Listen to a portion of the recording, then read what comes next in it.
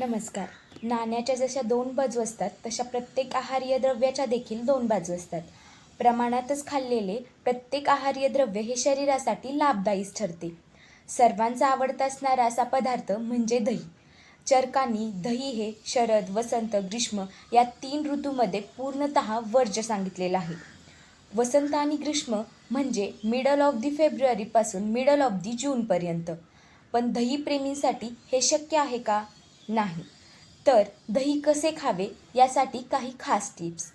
पहिली म्हणजे शक्यतो रात्री दही खाणे हे टाळावे. दुसरी, अर्धमुरे म्हणजेच अर्धे विरजलेले दही हे खाऊ नये, कारण ते शरीरातील वात, पित्त, कफ या तिन्ही दोषांची वृद्धी करते.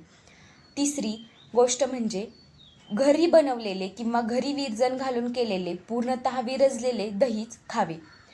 चौथी गोष्ट म्हणजे दही खायचा झाल्यास त्यास थोडासा गूळ मिक्स करून खावा, कारण सगुड दधी म्हणजेच गूळ मिक्स केलेले दही हे चरकांनी स्नेहन, तर्पण, हृदय तसेच शरीरास ते त्रिदोषकारक नाही, म्हणजे शरीरातील वात, पित्त, कफ यांची वृद्धी करत नाही.